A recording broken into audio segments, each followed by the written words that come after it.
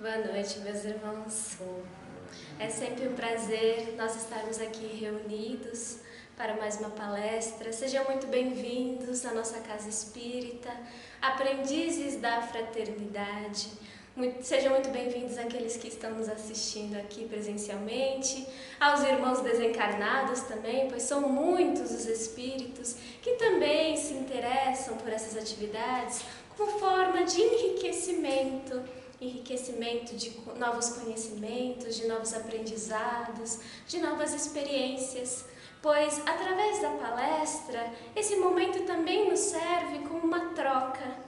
Apesar de, por hora, eu estar aqui falando a vocês sobre um determinado tema, um determinado assunto, nós estamos, de certa forma, trocando experiências, trocando vivências, trocando aprendizados. E assim nós conseguimos crescer juntos. E é isso que faz deste grupo um grupo que busca a fraternidade, que busca esta harmonia, que busca uma solidariedade e um compartilhamento de experiências e oportunidades comuns. E para darmos por início a mais esta palestra, que possamos assim nos preparar, neste momento, nos conectar com o plano maior da vida. Nos conectar com Deus, nosso Pai Celestial. Aquele que é o Criador do céu e da terra, aquele que nos dirige, que nos conduz e nos estimula e nos impulsiona a nossa autodescoberta. Uma vez que nós somos aprendizes do Senhor. Nós carregamos a essência divina, nós carregamos a potência divina. E desta forma nós trabalhamos de forma ao nosso desabrochar, ao nosso florescer e ao nosso desenvolver. Todos nós somos os grandes protagonistas de nossa história. Somos os grandes responsáveis pelas nossas construções, pelas nossas vitórias, pelos nossos fracassos, pelas nossas dificuldades, pelos nossos desafios. Mas nós carregamos o potencial da vitória, potencial da transformação, o potencial da transcendência. Deus, assim, confia em cada um de nós. Ele tem a certeza do valor e do potencial que cada um de nós trazemos. E desta forma, nós avançamos, nos desenvolvemos, amadurecemos, de forma a nos aproximar cada vez mais de Deus, nosso Pai. Que possamos assim levar a cada momento, a cada instante, a cada minuto de nossa jornada única e infinita, em direção à perfeição, em direção à transcendência, como um momento oportuno para o nosso despertar, o despertar espiritual. E tenhamos sempre a gratidão a Deus, nosso Pai, este Pai que nos acolhe, este Pai que nos estimula, este Pai que é a essência do amor e a essência da misericórdia, e que nos permite hoje estarmos todos juntos aqui, seja presencialmente, seja nos nossos lares a ouvir destas palavras. Todos nós, neste momento, estamos conectados. E assim, para darmos por início a mais esta palestra, que possamos fazer a prece que o Mestre Jesus assim nos ensinou, assim dizendo: Pai nosso que estais no céu, santificado seja o vosso nome. Venha a nós o vosso reino. Seja feita a vossa vontade, assim na terra como no céu. O pão nosso de cada dia nos dai hoje. Perdoai as nossas ofensas, assim como nós perdoamos aqueles que nos tenham ofendido. E não nos deixeis, Pai, cair em tentação. Livra-nos, Senhor, de todos os males. Que assim seja. Bom, meus irmãos, estamos diante de um novo ano. Um novo ano que alguns consideram que só começa depois do carnaval, talvez, mas estamos diante de um novo ano. Coroado de novas possibilidades, conquistas, realizações, expectativas, as velhas promessas. Como costumamos dizer, ano novo é vida nova. Mas, valendo-me das palavras de um instrutor espiritual da casa, apesar do simbolismo, nós não estamos exatamente iniciando uma nova vida ou dando início a um novo ciclo. E sim, estamos dando continuidade a um único ciclo. Isto é, esta trajetória que é muito única, pessoal e íntima a todos nós, que é a nossa vida. Por esta razão que o tema da palestra de hoje é um espetáculo chamado vida. E falar sobre vida, meus amigos, ao mesmo tempo que é um tema muito simples, afinal, quem de nós não sabe o que é a vida? Como também um tema muito profundo e reflexivo. Pois não tem como falarmos sobre a vida, o significado da vida, sem associarmos as nossas experiências pessoais. O seu significado está diretamente relacionado com a nossa existência, com as nossas experiências, com as nossas vivências, num primeiro momento, do nascimento até a morte. Infância, adolescência, fase adulta, velhice, nada mais são do que um conjunto intenso de transformações que fazem parte deste único ciclo, que chamamos de vida. Como em um exercício de constantes lições, todos nós começamos, em tese, como um livro em branco. Nós crescemos, nos desenvolvemos, descobrimos o mundo, a nossa identidade, nos relacionamos, formamos grupos, trabalhamos, participamos ativamente da sociedade, até o avançar da idade, onde, em tese, tudo se encerraria com a morte. E assim, este ciclo se fecha e este livro em branco, inicialmente em branco, é finalizado. Só que aqui eu lhes trouxe uma perspectiva, um ponto de vista sobre o que é a vida, o significado da vida, que é uma perspectiva bastante pequena e diminuta. Seria o olhar, uma visão do agora, momentâneo e transitório. Pois, como espíritas ou simpatizantes do espiritismo, nós acreditamos na existência da alma. Este ser espiritual, o espírito que somos todos nós, que por um momento animamos um corpo físico, e com o nosso desencarne, com nossa morte, nós permanecemos vivos, nós sobrevivemos à morte, para finalmente, após um delicado processo, nós voltarmos a animar um novo corpo através da reencarnação. Em verdade, meus amigos, o princípio da pluralidade das existências está tão presente em nosso íntimo que ele transcende a doutrina espírita.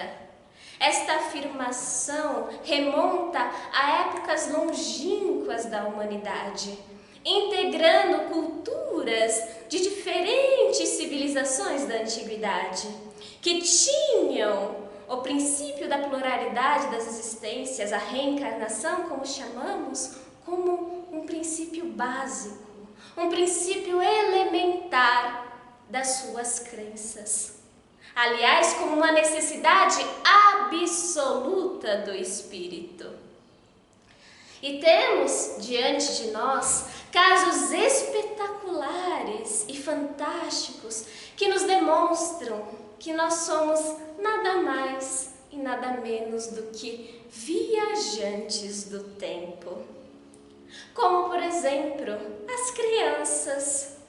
Muitas crianças que por vezes trazem lembranças, recordações, memórias, trejeitos, certos hábitos peculiares que são derivados destas vidas pregressas.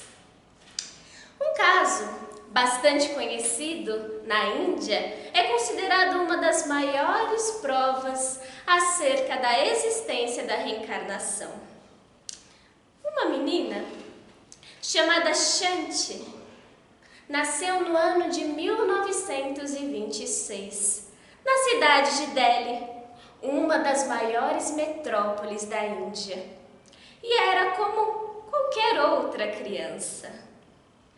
Só que, de forma bastante peculiar e curiosa, aos 4 anos, Shanti começou a contar histórias extraordinárias do que seria a sua suposta vida passada. Disse aos seus pais que sua verdadeira cidade era Mutra, que ficava a cerca de 230 quilômetros de Delhi, onde, dizia ela, vivia com o seu marido, Kedar, um comerciante mercador, e com os seus filhos. Os pais, preocupados, até chegaram a levar ela a um médico, que garantiu que Shanti não tinha nada, que somente tinha uma imaginação rica e que só estava inventando histórias para chamar atenção. Mas a curiosidade do médico falou mais alto e ele resolveu fazer uma entrevista com Shanti. E quando a questionou por que ela era uma menina agora, ela somente respondeu: eu morri há mais ou menos 1 ano antes de voltar a nascer. Meu nome era Ludi e eu morri dando à luz a um filho. E ainda deu mais detalhes acerca da difícil gravidez que tivera e de que seu filho acabou sobrevivendo ao parto. Shanti tinha resposta para todas as perguntas, com memórias e lembranças extremamente ricas para uma criança de 4 anos.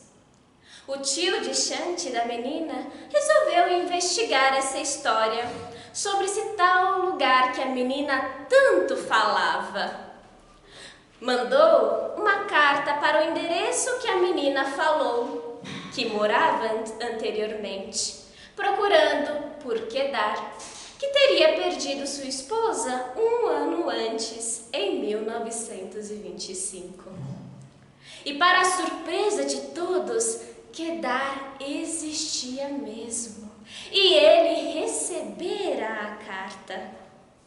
Assustado com esta repentina história, Kedar mandou um parente que morava em Delhi visitar aquela família e ver se aquilo realmente era verdade ou somente um tipo de brincadeira.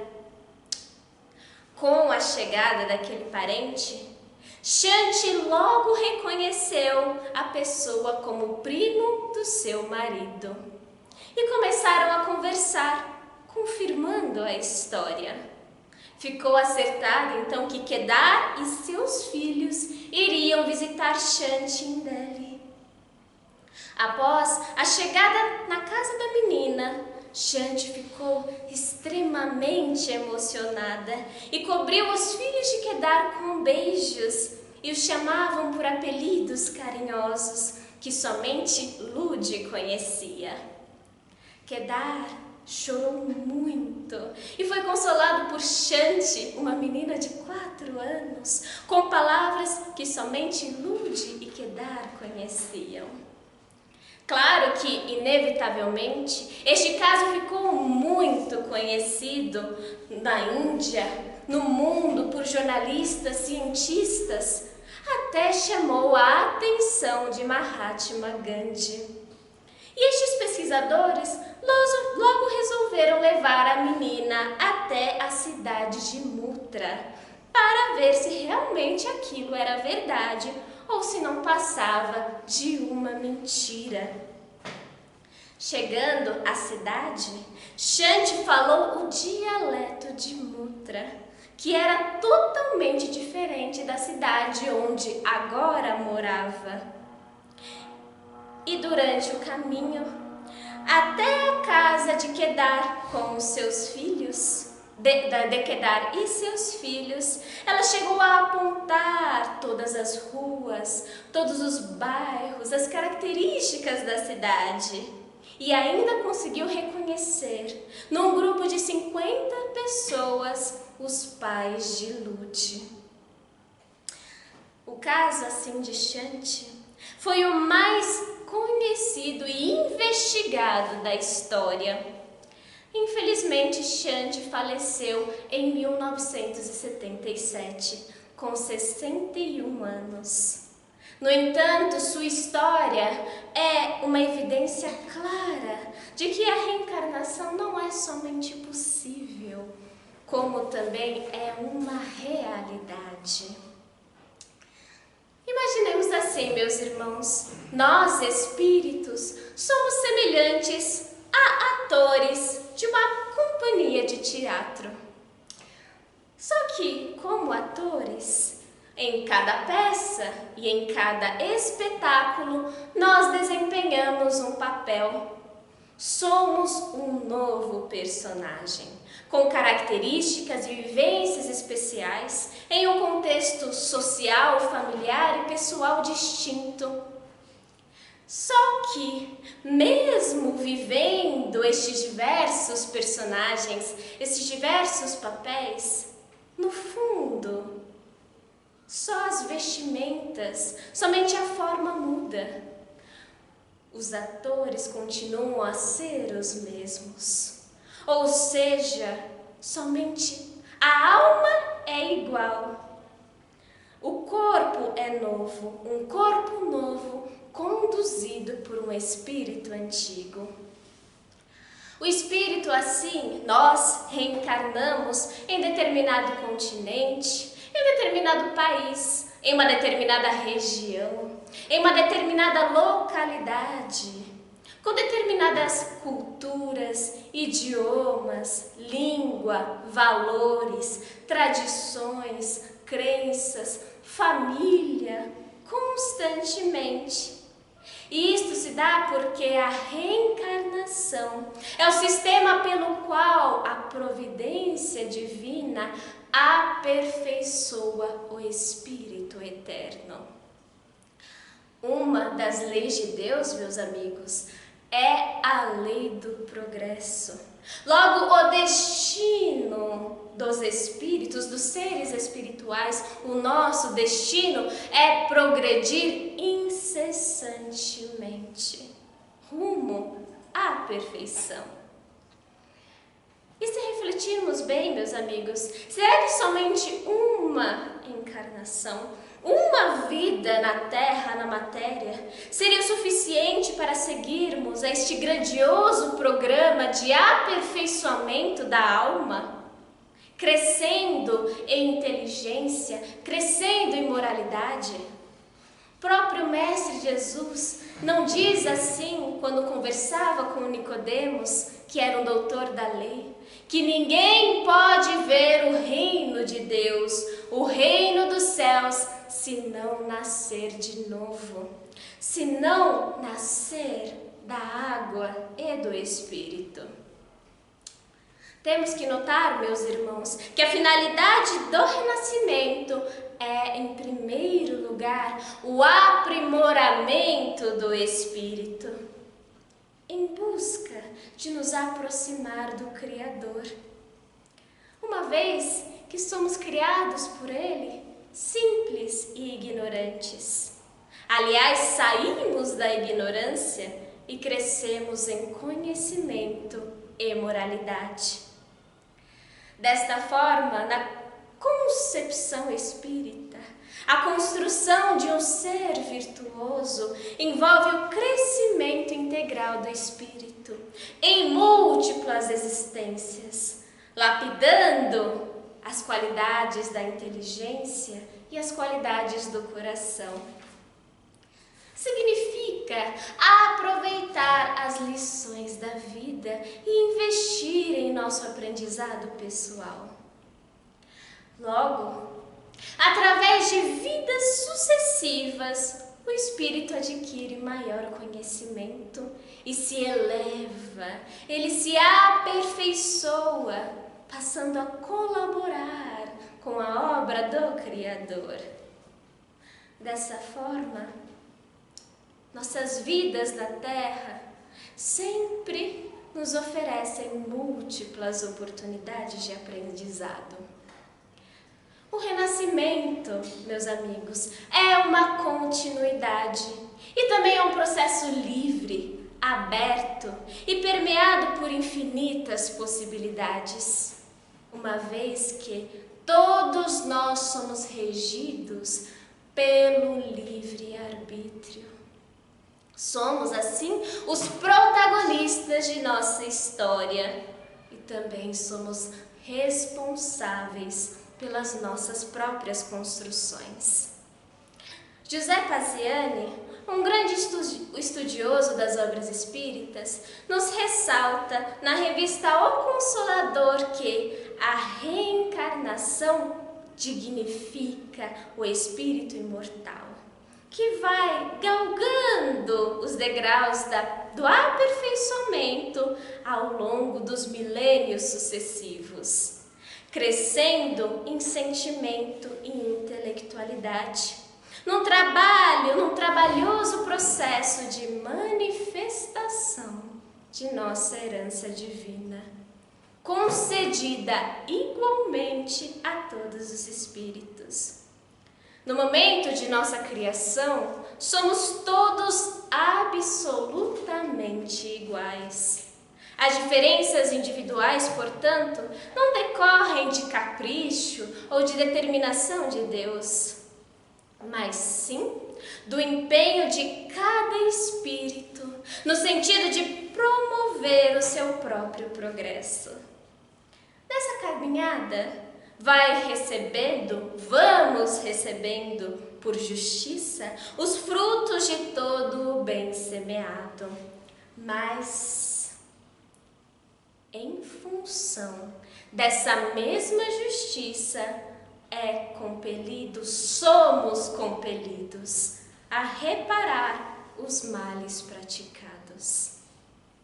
Sendo assim, o nascer de novo, meus amigos, deve ser compreendido sob a ótica da justiça e da misericórdia divina, que nos concedeu a oportunidade do crescimento, do aprendizado, de adquirir novos conhecimentos, claro, mas também nos concede a oportunidade do resgate, da reeducação, da reparação de nossas imperfeições, de superar conflitos, superar e reconciliar com os nossos desafetos, da corrigenda, da reparação de erros e de equívocos eventualmente praticados.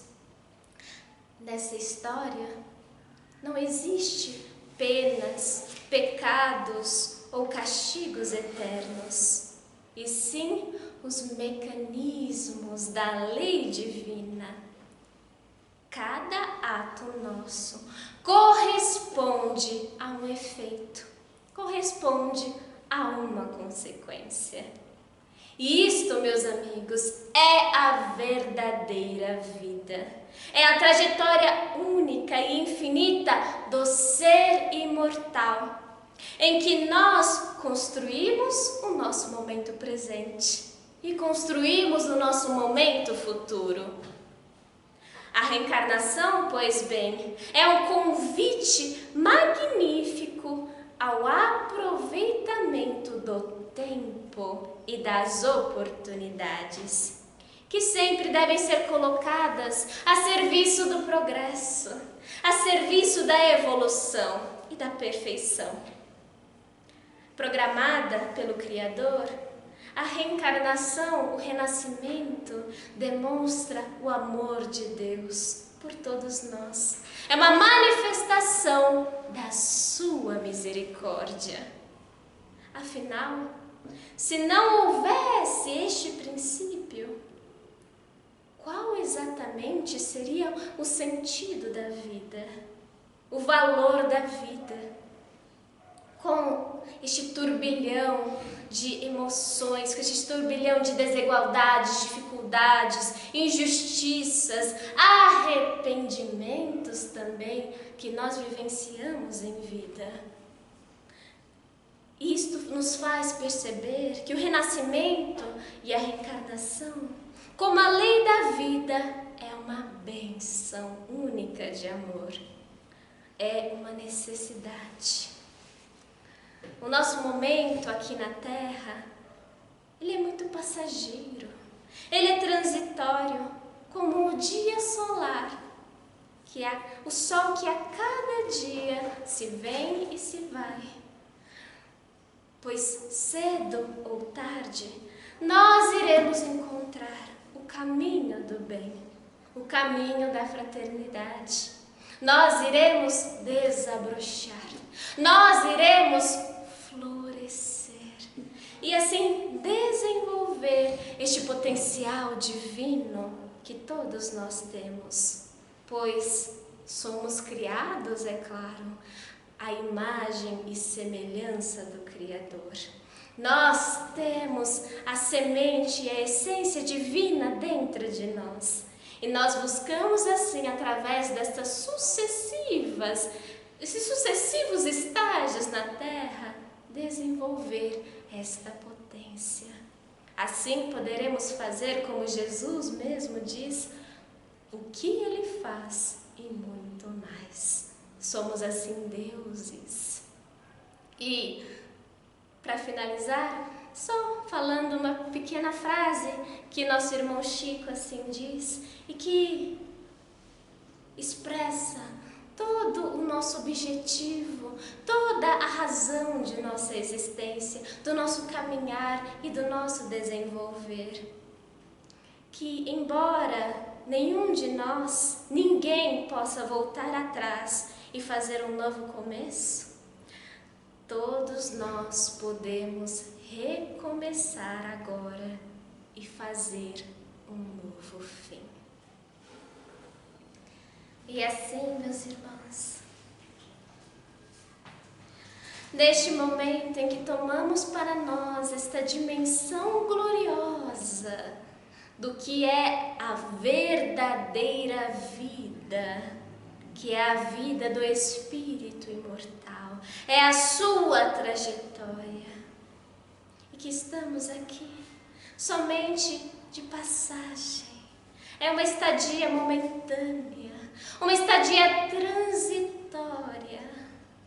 Só podemos erguer nossos olhos a Deus e reconhecer a tamanho poder, a tamanha misericórdia, a tamanha justiça de nosso Pai, que nos lega tantas oportunidades, a tantas trajetórias e tantas possibilidades para construirmos o nosso destino, para construirmos o nosso futuro, para escolhermos a nossa jornada. O Pai assim, nos oferece essa autonomia, nos oferece a liberdade, nos oferece o livre-arbítrio e também nos oferece a responsabilidade por nossas ações, por nossas escolhas e por nossas histórias. Mas é sempre tempo da corrigenda, é sempre tempo da reparação, é sempre tempo da reconciliação. Pois o amor assim, o amor deve nos unir, o amor deve ser potencializado em nossos corações. E desta forma, para seguirmos com este programa do aperfeiçoar de nossa alma, é-nos legado as vidas sucessivas, estes diferentes estágios na matéria que nos servem como verdadeiras lições para o forjar de nossas almas. Então só podemos ser, Pai, gratos, pois o Senhor assim olha por nós, o Senhor nos ampara, o Senhor nos fortalece e o Senhor nos fornece os meios, os instrumentos e as ferramentas para protagonizarmos a nossa vida.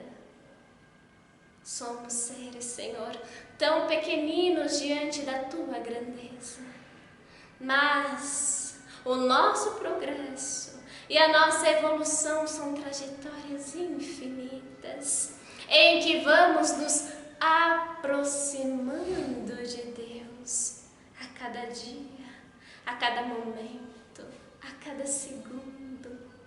Nós conseguimos sentir em nossa intimidade a presença do Pai, a presença de Deus. E mais do que sentir a sua presença, nós reconhecemos o seu amor por cada uma das criaturas. E se Ele assim acredita, tenha certeza em cada um de nós, que nós possamos retribuir-lhe tamanha confiança e tamanho amor, expressando o amor e carregando nossa fidelidade perante a Ele, no nosso falar, no nosso agir, no nosso fazer, em cada experiência que vivamos, em cada trajetória que passemos. Deus estará junto de nós. E assim, meus amigos, para finalizarmos a mais esta palestra, a mais esta reunião fraterna, esta comunhão entre encarnados e desencarnados, só podemos fazer a prece que nosso Senhor Jesus Cristo assim nos ensinastes, para que pudéssemos aprender a nos conectar com Deus. Assim dizendo: Pai nosso que estais no céu, santificado seja o vosso nome. Venha a nós o vosso reino. Seja feita a vossa vontade, assim na terra como no céu. O pão nosso de cada dia nos dai hoje. Perdoai, Senhor, as nossas ofensas, assim como nós perdoamos aqueles que nos têm ofendido. E não nos deixeis, Pai, cair em tentação. Livra-nos, Senhor, de todos os males. Que assim seja.